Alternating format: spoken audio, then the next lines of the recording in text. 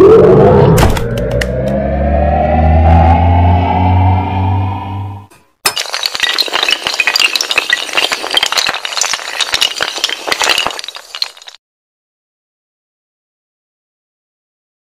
वालेकुम दोस्तों, Sajad Khan Jadoon official YouTube channel पर आप सबको खुश आमदीद।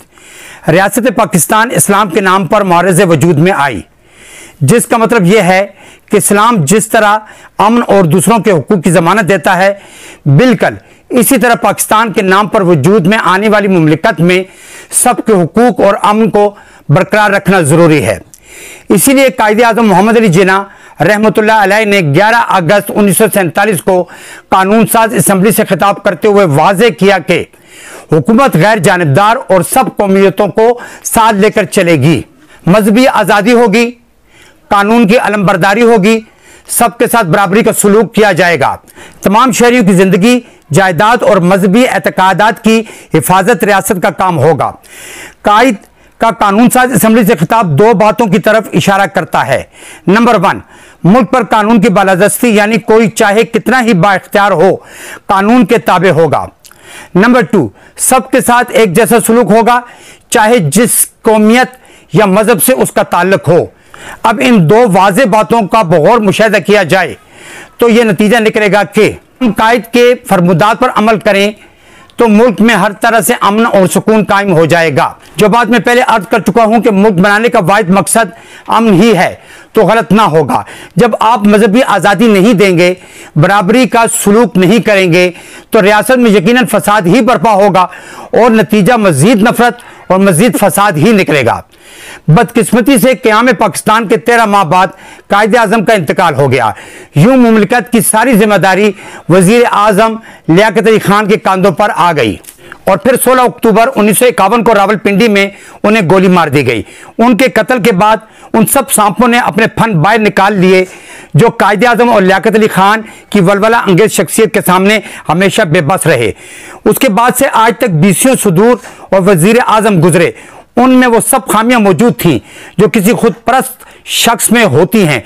मैं ये बात भी समझता हूं कि बाज़ हजरात को मेरे अदा किए गए अल्फाज पर तहफ़्फ़ुज़ात होंगे, या वो बहुत भोले होंगे या पाकिस्तान की सियासी तारीख से पूरी तरह वाकिफ नहीं होंगे, और जो मुल्क के सियासी किरदारों की हिस्ट्री जानते होंगे वो मेरे इन मखसूस अल्फाज के वजन को समझते होंगे जो मैं सियासी तमाशागरों के लिए इस्तेमाल करता हूं।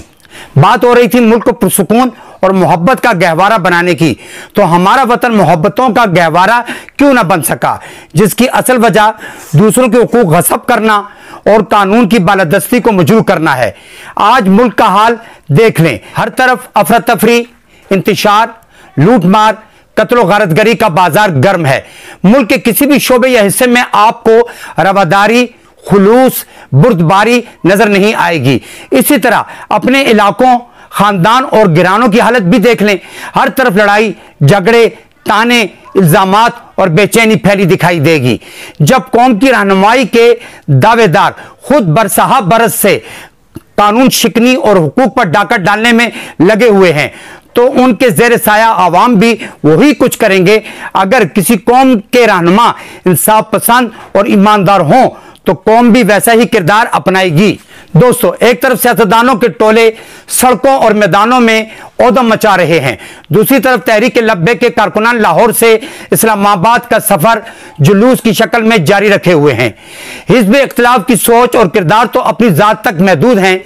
रहे तहरीक लब्बैक के कारकुनान वो हजरत मोहम्मद सल्लल्लाहु अलैहि वसल्लम की जात गिरामी की गुस्ताखी पर फ्रांस के सफीर की बेदखली का हदफ लेकर निकले थे। प्रोग्राम की रिकॉर्डिंग के दौरान ही खबर आई कि हुकूमत और तहरीक लब्बैक के जिम्मेदारान के दरमियान मुआहदा तय पा गया है। हुकूमत और इंतजामिया तहरीक लब्बैक के दरमियान कई दिन से कशमकश चल रही थी, जिससे पूरा मुल्क यरगमाल बना हुआ था। एक तरफ लब्बैक तहरीक अपने मुतालबात से 1 इंच पीछे हटने को तैयार नहीं थी, तो दूसरी तरफ हुकूमत ने भी मुतालबात के सामने सर न झुकाने की जिद पकड़ रखी थी। दोनों जानिब से मुतजाद बयानात की भरमार जारी थी, जिसकी वजह से पूरी कौम गैर यकीनी सूरत हाल के शिकार थी। तहरीक के कई कारकुनान और पुलिस एहलकार जान की बाजी हार चुके हैं या शदीद जख्मी हो गए हैं। और निजी और कौमी अमलाक का नुकसान जिसका अंदाजा करना अभी बहुत मुश्किल है। सारी दुनिया और खुसूसन पाकिस्तान और इस्लाम दुश्मन ममालिक और अक़वाम इस मसले को लेकर पाकिस्तान और इस्लाम के खिलाफ प्रोपेगेंडा में मसरूफ़ हैं। भारत, अमेरिका, इसराइल, फ्रांस समेत मगरबी ज़राए अबलाग खुसूसन टीवी चैनल्स और अखबारात पाकिस्तान के खिलाफ मनफी खबरें चला रहे हैं। वो कुछ इस तरह से हैं। पाकिस्तान में मजहबी रवादारी नहीं रही, इस्लाम पसंद पूरे मुल्क को यरगमाल बना रहे हैं। मुल्क में हुकूमत की रिट नहीं बल्कि चंद मजहबी ग्रुपों की कायम है। पाकिस्तान में इस्लाम पसंद ग्रोह मुल्की कवानीन से मावरा हैं।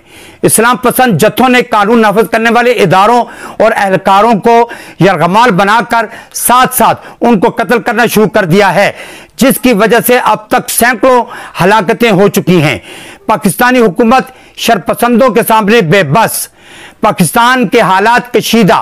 कई मुल्कों ने अपने सफीर वापस बुलाने और सरमायाकारी रोकने का इशारा दे दिया। गैर मुल्की अफराद को उनके मुमालिक ने अपने ठिकानों तक महदूद रहने का कह दिया है, वगैरह वगैरह। मुखालिफ मुमालिक को इस किस्म का प्रोपेगेंडा करने का माहौल हम खुद फराहम करते हैं।